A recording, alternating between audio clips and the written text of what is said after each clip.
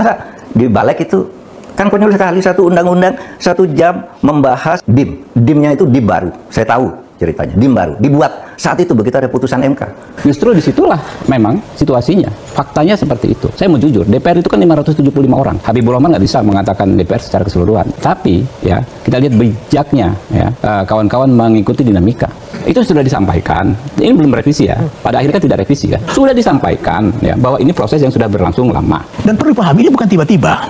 Jadi ketika kemarin di tengah-tengah Munas, saya membaca bahwa akan ada revisi undang-undang, saya langsung tanya kepada wakil ketua balik dari Partai Golkar. Ini kok tiba-tiba ada begini? Oh, ini bukan tiba-tiba. Dikirim kalau saya draftnya. Proses ini sudah panjang. Ini draft ini dari Januari. Dan sebelum Januari, sebelum lahir draft itu sebelumnya. Hanya sekarang kebetulan bertepatan keputusan MK. Ya benar Pak. Jadi bukan tiba-tiba itu. Nah, jadi saya terima draftnya. Draft itu draft final. Itu Januari 2024. Dulu di undang-undang yang diajukan pada bulan Januari itu belum ada urusan umur itu, urusan umur untuk cagup. Belum ada. Kok tiba-tiba muncul sekarang katanya itu undang-undang yang diusulkan pada bulan Januari oleh Presiden. Waktu itu belum ada kasus itu. Kok tiba-tiba muncul DIM sekarang? Kan berarti bohong itu. Iya kan? Bohong banget. Karena orang tahu ini tidak tepat untuk bersandiwara lagi. Kurang 7 minggu ini jabatan ini, ya kan? Yeah. Mau sandiwara lagi. Ini kan yang dikejar di Pak Mulyono aja di mana-mana. Nggak ada tuh berteriak Prabowo. Dulu iya waktu Pilpres. Pak Mulyono mesti Pak Jokowi kan? Pak Jokowi, Pak. Yeah. Maaf. Ini nama aslinya Pak Jokowi kan Mulyono. Jadi orang secara politik itu sudah punya kesimpulan bahwa ini memang permainan. Ya dari Pak Jokowi menurut saya. Artinya kesimpulan umum sudah begitu sehingga rakyat tuh turun ke jalan dengan sendirinya dan tuntutannya Pak Jokowi. Rakyat sudah tidak percaya lagi.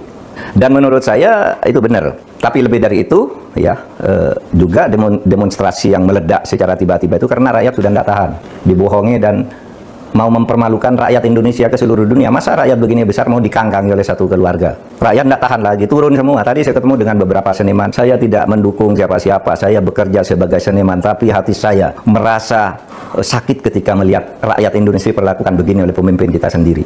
Oleh sebab itu, situasi ini harus dijaga. Bahwa kita akan melawan kesewenang-wenangan yang melanggar konstitusi. Soal pilkada yang mau menang siapa? Silakan aja. Yang penting prosesnya demokratis. Karena dulu kita kan membangun negara agar kita bisa merebut kekuasaan. Tapi kalau dulu kan tidak boleh. Waktu zaman dijajah, kita tidak boleh dapat kekuasaan. Sekarang boleh karena merdeka. Tapi ada aturannya. Rebut sebanyak-banyaknya kekuasaan. Tetapi ada aturannya namanya konstitusi. Karena sebenarnya ini kan merupakan rangkaian dari usaha-usaha untuk membegal demokrasi. Kan ini rangkaian nih. Ini rangkaian. Ingin memperpanjang jabatan 3 periode.